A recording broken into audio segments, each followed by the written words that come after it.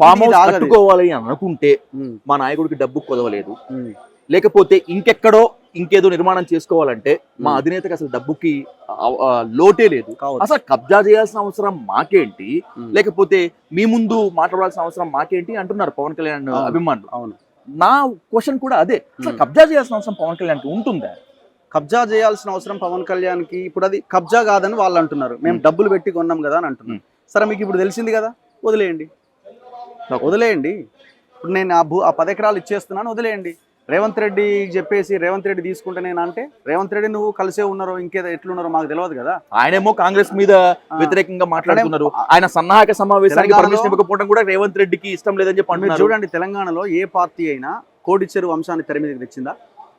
రాలేదు. ఎంతసేపు ఏం మాట్లాడుతున్నారు, పవన్ కళ్యాణ్ నువ్వు ఎట్లా వస్తావనో లేకపోతే నీకేం పనో ఇంకోటనో మాట్లాడుతున్నారు. ఆంధ్ర తెలంగాణ ఈ లైన్ నడుస్తున్నది, ఓకే, ఆ దాని చుట్టే తిరుగుతున్నది. 10 ఎకరాల కోడి చెరువు గురించి నిన్న కేటీఆర్ ఇదే ప్రెస్ క్లబ్ లో మాట్లాడిండు, మీటింగ్ పెట్టిండు, అదే మీట్ ది ప్రెస్ పెట్టిండు, మాట్లాడిండా? పొన్నం ప్రభాకర్ అంతెత్తున ఎగిరిండు, కోడి చెరువు గురించి మాట్లాడిండా? బీజేపీ నాయకులు ఏకంగా పవన్ కళ్యాణ్ సపోర్ట్ చేస్తున్నారు, వాళ్ళు మాట్లాడిరా?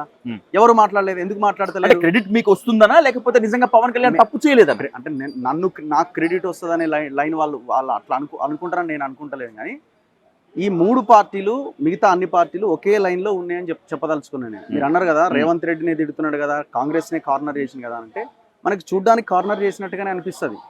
ఈ భూ వ్యవహారాలు, ఈ పైసల వ్యవహారాలు, ఈ దోపిడీ వ్యవహారం వచ్చినప్పుడు తెర వెనకాల వీళ్ళంతా కలిసే ఉంటారు.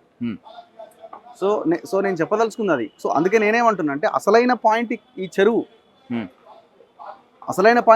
మీరు అన్నారు కబ్జా చేసిందని మీరు ఎట్లా అంటున్నారు అని అంటే, ఒక చెరువు, ఆ చెరువు పరిధిలో ఉన్న భూమి సి పట్టా ఏక్ ఫసల్ పట్టా అంటారు దాన్ని. అసలు ఏక్ ఫసల్ పట్టా సి పట్టా ఎవరికి ఇస్తారు? ఆ గ్రామంలో నిరుపేదలైన రైతులకి, కనీసం భూమి లేని నిరుపేదలకి, అక్కడ ఉన్న చెరువులో ఉన్న భూమి ఏక్ ఫసల్ అంటే వర్షం పడ్డప్పుడు చెరువు నిండితే ఆ రైతు అక్కడ వ్యవసాయం చేయలేడు, వర్షం పడనప్పుడు ఆ యాసంగి ఆ టైంలో చెరువు ఖాళీ అవుతుంది. ఆ ఖాళీ అయినప్పుడు ఆ మిగిలిన ప్రాంతాన్ని రైతుకు సాగు చేసుకోవడానికి ఒక అవకాశం ఇస్తారు. అందులో కట్ట మట్టెత్తడానికి వీల్లేదు, దాని స్వరూపాన్ని మార్చడానికి వీల్లేదు, ఫెన్సింగ్ వేయడానికి వీల్లేదు, నీళ్లు వెళ్ళే దారిని కానీ వచ్చే దారిని కానీ మూసేయడానికి వీల్లేదు. ఏవైతే జరగద్దో అన్నీ జరిగినాయి. అసలు ఆ భూమిని కొనడానికి అధికారం లేదు. నువ్వు చేసుకున్న సేల్ డీడే తప్పుడు సేల్ డీడు. నేను చాలా క్లియర్ గా డాక్యుమెంట్స్ ముందు పెట్టినాం కదా. మీరు డాక్యుమెంట్స్ ముందు పెట్టడం మాత్రమే కాకుండా మీరు ప్రాంతానికి వెళ్ళి గ్రౌండ్ రిపోర్ట్ చేసి మీరు అనుకుంటున్నటువంటి అక్రమాలు ఏమున్నాయి అక్కడ? ఇప్పుడు అక్కడ చాలా క్లియర్ గా లేక్ కనిపిస్తుంది, నీళ్లు ఉన్నాయా, చెరువు ఉన్నది. వీళ్ళు అంటున్నారు కోడి చెరువే అంటున్నారు కూడా, అంటున్నారు కదా. ప్రైవేట్ పట్టా భూమి అని వాళ్ళు అంటున్నారు. ప్రైవేట్ పట్టా భూమి అంటే ఏంది? ఆ ఏక్ ఫసల్ పట్టా ఎవరో రైతుల పేర్ల మీద ఉండే, కానీ మీ చేతిలోకి ఎట్లా వస్తుంది ఆ భూమి? మీకు ఆడ నీళ్లు ఉన్నాయన్న విషయం మీకు తెలిసినప్పుడు ఇది చెరువు ఏందా అని నువ్వు వెరిఫై చేసుకోవా? నాకు తెలియక కొన్నావు అన్నది కూడా తప్పే, తెలిసే కొన్నావు.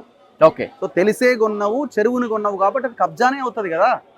ప్రభుత్వం చేతిలో, ప్రజల చేతిలో ఉండాల్సిన చెరువు నీ చేతిలో ఉందంటే అది కబ్జా అనరా? కానీ ఎంఆర్ఓ పర్మిషన్ ఇచ్చాడు, సంబంధిత అధికారులు పర్మిషన్ ఇచ్చారు, అందరు ఇస్తారు, ఎందుకు ఇవ్వరు? వాళ్ళని అందుకని 25 లక్షల ఎకరాల గవర్నమెంట్ ల్యాండ్ ప్రైవేట్ వాళ్ళ చేతిలోకి ఎట్లా మారింది? అధికారులు రిజిస్ట్రేషన్ చేస్తేనే కదా, రిజిస్ట్రేషన్ చేస్తేనే మారింది కదా. ఇప్పుడు హైడ్రా రంగనాథ్ కూలగొడుతున్న ప్రతి బిల్డింగ్ కూడా హెచ్ఎండిఏ పర్మిషన్స్ వచ్చినవే, ఔటర్ రింగ్ రోడ్ లోపల ఉన్నవి హెచ్ఎండిఏ పర్మిషన్స్ వచ్చినవి, చెరువు పక్కన ఇరిగేషన్స్ పర్మిషన్స్ వచ్చినవి, ఆయన వెళ్ళి కూలగొడుతున్నాడు కదా. మరి దీనికి కూడా గట్లనే ఉన్నది.